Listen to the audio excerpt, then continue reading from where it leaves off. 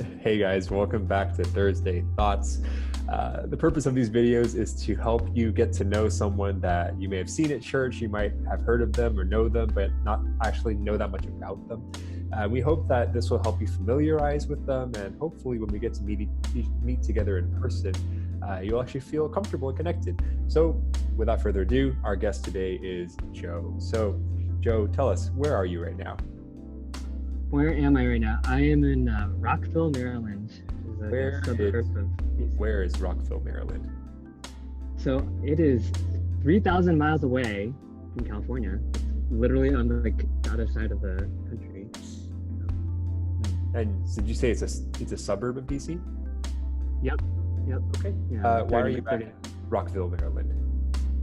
I am back in Rockville, Maryland because everyone's working from home, and this has been like a lifelong dream is like too much to say, but it's been a long time since I've been able to be around my parents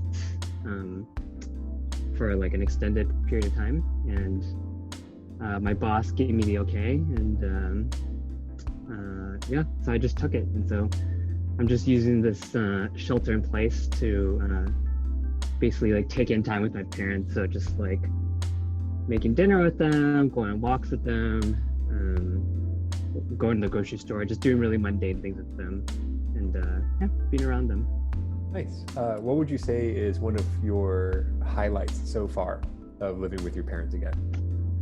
Ooh, how many highlights? I'd say just like one of the things is definitely my mom's cooking. Like it's just like I'm okay at cooking, but like it just doesn't compare to like your mom's like comfort food and what have you. And then I'd say the other thing is just like picking up on like my parents like idiosyncrasies, like just their like very subtle things about them that you can't pick up from like video chats or like talking with them on the phone. It's like my mom, when she wants to say something that's like I guess like unsolicited feedback, so she'll take like a slightly longer inhale than she normally does, and then like I immediately know what's coming when she's about to do it. Yeah, and then like my dad has things like that as well, but I can't articulate it off the top of my head right now. Sure. What is one of your favorite dishes that your mom cooks? Like, is it like a childhood dish and she's still cooking it now?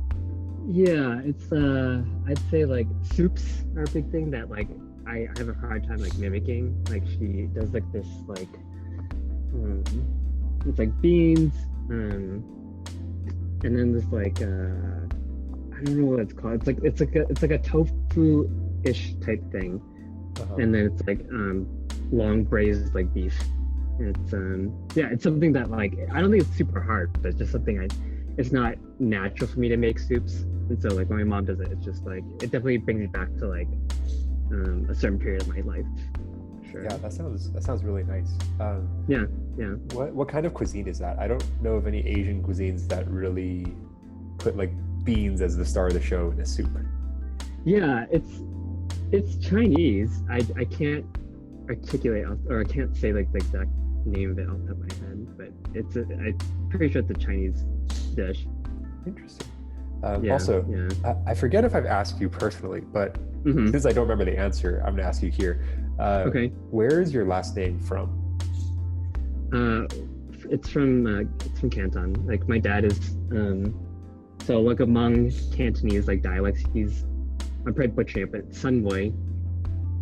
So that's where my dad's from. Yeah. Okay. Yeah. And then my mom's from Hong Kong, so we're Cantonese. Yeah. Okay. Yeah, I was like, Sit is a very like rare last name. I don't think I've met another Sit. Yeah, it's definitely very unique. The nice thing about my last name, I'd say, is that it's also racially ambiguous. Like it is. Yeah, like I've gone to interviews before, like where I've talked to someone on the phone and they're from China, they're Chinese, and then before I went to the company, I was just like, I bet you, I'm willing to bet they think I'm white, because like just my like the way I sound, my name's very, who knows. And then I don't know why, but the guy explicitly said during the interview, he's like, Joseph, I have to say, I was really surprised when you showed up because I was expecting a white person. I was like, I knew it. And it was just funny that he said it too. But anyway, yeah. Speaking of being Asian American but having a potentially white last name, what was your experience like you grew up in Maryland, right? I did. Yeah. What was your experience like as an Asian American there? Because I grew up in California. My high school was 90% Asian. I never felt like a minority. And I would say to this day, I still have never felt truly like a minority, except in middle school.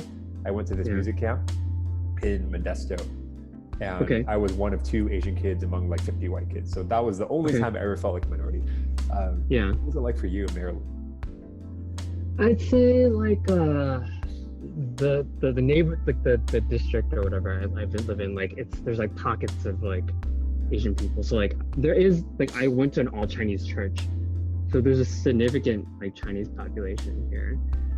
But up to my particular high school, I'd say it's like 10% Asian, 10-15%, and it was like the whole like gamut is like actually I back that up. It was like Indian, Chinese, Korean. That's like our makeup, and we had like 1 Japanese person in our high school. And so like I do have to say like I remember when I first went to UC Davis specifically for grad school, I was just like, oh my gosh, I'm in China. There's so many Asian people here. It's bananas. And I was like, I was just shell shocked when I saw so many Asian people. And there's like 2 high schools like that are very heavily Asian in my county. So I was like, oh my gosh, this is what it's like to go to Wooten or Churchill. Those are the 2 high schools that have like a bunch of Asian people. And so I was like, it's till this day. I just remember how shell shocked I was. I was like, this is insane. Yeah. Oh so that's what it's like here. Yeah. Wow. So did you ever feel like neither here nor there? Like, for example, when I'm around real Chinese people or real Cantonese people, I feel very, very just American, like Western. Sure. Like, I think a 2-year-old has a bigger vocabulary than I have, right? But around, other races, I feel very Asian because they're not and I am, right? Yeah. So what was that experience like for you? Did you ever just feel neither here nor there? Yeah, I mean, I'd say like, when I'm around like actual Chinese people, I mean like Chinese people who are from China, yes, I definitely feel my Americanness. And like when I'm around my grandparents, like my grandpa, the one who's still living, I feel very like my Americanness. And then same thing when I went to college, I went to I explicitly like chose like an all white fellowship because I wanted to be like I need to get away from this Asian bubble for a while. And I felt very Asian or Chinese because I was just like, they'd ask me questions like, oh, so where are you from? I'm like, oh, I'm from Maryland, I'm from Rockville. And they're like, no, like, where are you from? I was like, oh, then that was the first time I had that experience of like, oh, I see what's going on. I'm like, oh, I'm Chinese. That's what you're trying to ask. You can just ask me that. Yeah. And I'd say that's my experience with like feeling my Asianness. Yeah. So you wanted to get away from the Asian Christian bubble, but now you're back in it and you're like deep in it because CCGC through and through Chinese church, right? What made you come back to CCGC? Like, or going back to a Chinese church? Yeah, sorry, that's what I meant. Going back to Chinese church. I after college, basically, I was just like, I just felt super uncomfortable the entire time. I was just like, I think I'm glad I did that experience and like just got to see how I guess Caucasian or white people like express their faith. They engaged Christianity, and I'd say like it was nice to know that we still worship the same God in the sense that like we recognize that God's love and forgiveness for us, the fact that we can like derive meaning from our relationship with God. So that was really powerful for me. And then I'd say like it was also interesting just to see their experiences with how they engage Christianity. But then the reason why I went back to like I guess the Chinese bubble for lack of a better word, it was just comfort. It was just like there's certain things I like didn't have to explain, or like cultural things that like we just got. There's no need to like jump through all these hoops and like do these like gymnastics, so to speak, of like trying to meet halfway in terms of like white people and Chinese people. So yeah, so I guess it was like out of convenience, and like it was just I guess easier. Is that the best way to describe it? Yeah. Well, as someone who has never left the Asian Christian bubble, I can only like imagine, because it sounds, I think I take it for granted how like there are like so many layers of connection between people who are not only Asian American, but Asian American Christians who grew up at like Chinese churches or even Korean churches, whatever, right? We understand, like we know what's going on. Like, oh, your aunties did this. Oh yeah, mine too, right? Like, oh, you could barely understand your Sunday school teacher growing up. Me too, I get it, right? There's that kind of like camaraderie, I think. Yeah, that's a great word to describe it, camaraderie. I 100% agree. Yeah. So I'm gonna ask you a question too. That's not allowed. You? Oh, okay. Okay. Didn't you have the experience of like at least trying to engage with white people when you're in like seminary? Like, didn't you have that opportunity and you're like, I'm gonna try to do it, and then I don't know, I forget the exact experience for you. I did try. So for those of you who don't know, I went to a seminary that was majority white in terms of its demographic.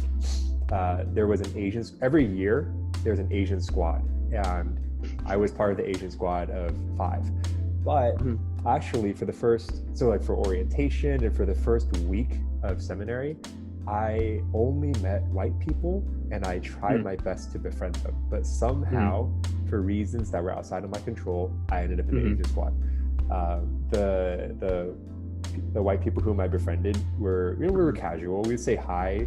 Okay, so at Masters, the way you can tell if someone actually knows your name is if they call you brother, they forgot your name. So I would get a ton of like, oh hey brother, how you doing? And I'd be like, good, Joe. How you doing? And you would see this like shame come over their face, and that was my way of getting back at them. But yeah, I think you're right. I think I never felt like a minority because there was enough common ground as like not just Christians but seminarians. So there's that kind of understanding, right?